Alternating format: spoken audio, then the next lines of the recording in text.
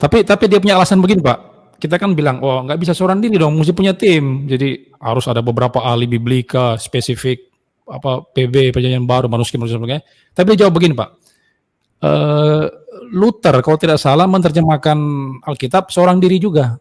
Lalu siapa lagi itu? Dia bilang itu. Nah, bagaimana jawaban kita bagaimana itu? Luther juga seorang diri. Jadi saya bisa juga seorang diri nih.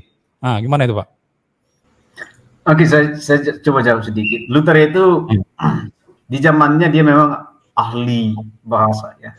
Bahkan kalau dibandingkan Luther dengan Calvin, Luther lebih hebat bahasa sebenarnya. Cuma kelebihan Calvin itu ilmu hermeneutiknya lebih jago.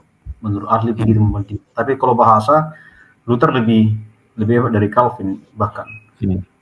Bahasa Ibrani dan Yunani memang dia terdidik dengan itu ya, dan ketika ahli menelusuri dan menganalisis terjemahannya itu memang bagus, artinya standar, dan itu salah satu karya Luther yang sempat viral di Jerman ya, ketika dia menerjemahkan PL dan PB, walaupun mungkin dia terganggu pada menerjemahkan kitab Yakobus ya.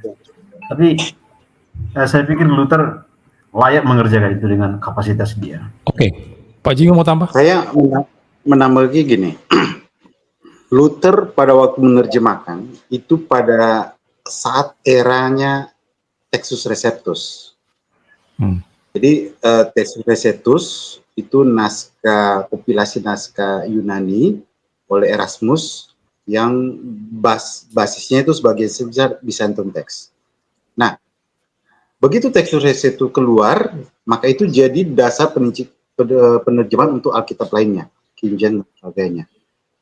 Dan memang waktu itu belum biasa dengan komite untuk penerjemahan.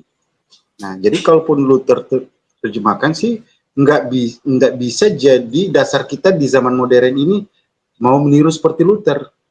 Karena pada zaman modern ini yang jadi tantangan kita memilih naskah sumber mana.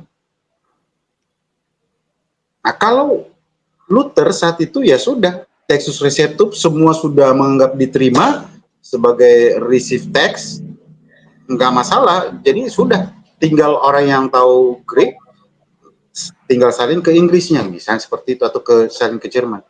Tapi waktu kita di zaman modern ini, kita sudah tersedia berbagai teks Greek lengkap dengan aparatusnya. Nah, di aparatus itulah kita akhirnya mempertimbangkan banyak hal, memilih kira-kira mana yang varian terbaik dan aparatus itu, sehingga dasar penerjemahan itu memperhatikan semua itu. Dan untuk memperhatikan semua itu perlu sebuah komite. Nah, sekarang sudah tersedia UBS misalnya dengan aparatusnya.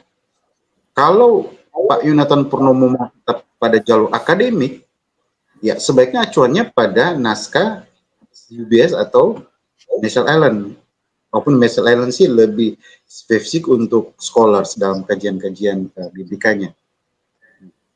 Tapi dia mengabaikan itu, lalu memilih teks Greek Gereja Ortodoks, versi Gereja Ortodoks.